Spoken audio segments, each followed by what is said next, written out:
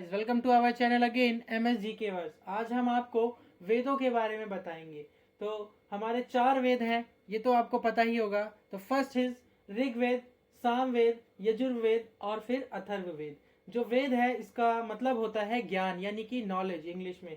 और next is इसको अपौरुषेय इसलिए बोला जाता है कि इसको किसी भी इंसान ने नहीं लिखा। नेक्स्ट माना जाता है कि ये गॉड गिफ्ट है, इसीलिए इसको अपौरुषेय बोलते हैं। Next they are known as nitya. नित्या का मतलब ये होता है कि प्रेजेंट ऑल टाइम एवरीवेयर, हर जगह पर हर समय आपको इस ये मिल सकता है। नेक्स्ट इज इटर्निटी, माने कि इसको 2 हिस्सों में भाग इसके करे हुए हैं। पहला है अर्ली वैदिक पीरियड और दूसरा है लेटर वैदिक पीरियड, जिसको हम पूर्व वैदिक या फिर उत्तर वैदिक बोलते हैं।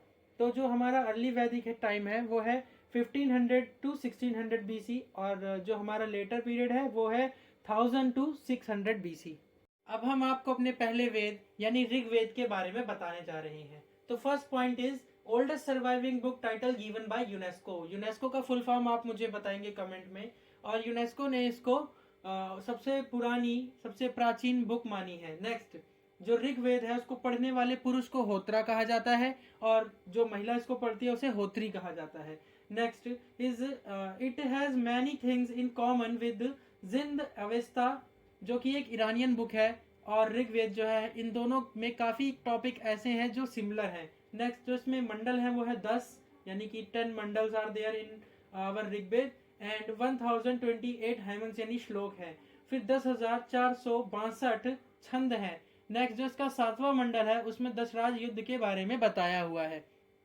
इसमें यह माना जाता है कि एक सोदास था जो भरत कबीले का राजा था और दूसरे थे 10 कबीले, जो 10 कबीले के लोग थे और जो एक अकेला सोदास था, इन दोनों के बीच में युद्ध हुआ था। उसके बाद से ही मोनार्की सिस्टम का स्टार्ट हुआ था, ये माना जाता है।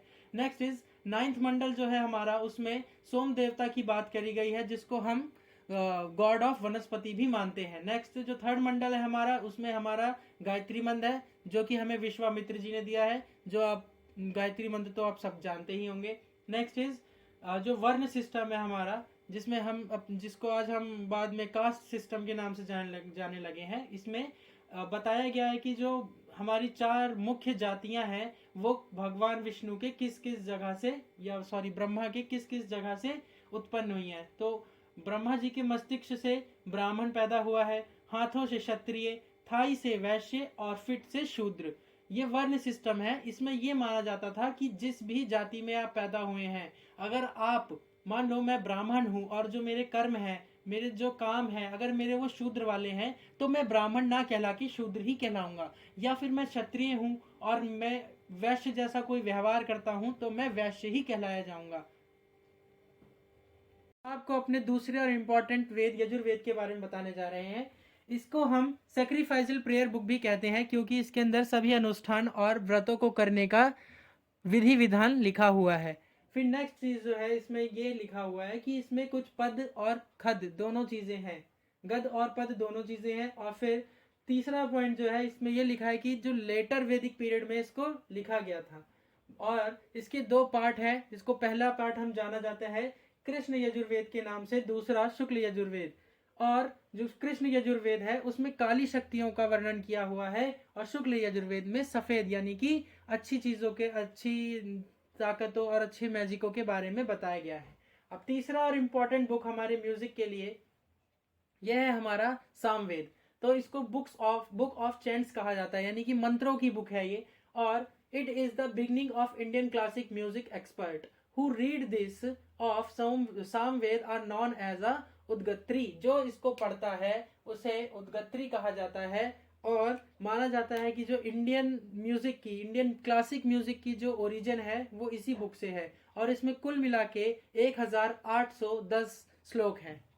अब हम आपको अपना लास्ट और 4th सबसे इंपॉर्टेंट वेद अथर्ववेद के बारे में बताने जा रहे हैं। तो इसको बुक ऑफ मैजिकल फॉर्मूला भी कहा जाता है क्योंकि इसमें भूत प्रेत जादू और ऐसी चीज़ों के बारे में बताया हुआ है। उसके साथ ही साथ इसमें औषधि, आयुर्वेद और अंधविश्वास, यानी कि इनके बारे में भी, किसी भी दवाई या कोई आपको मर्ज हो गई है उसकी दवा और हर एक चीज़ का इसमें सॉल्यूशन लिखा है। तो expert of Atharvaveda are known as Brahmins. तो ब्राह्मण्स को एक्सपर्ट माना जाता है अथर्ववेद का। It is the origin of magical science, India का मैजिकल साइंस का इसे ओरिजिन माना जाता है।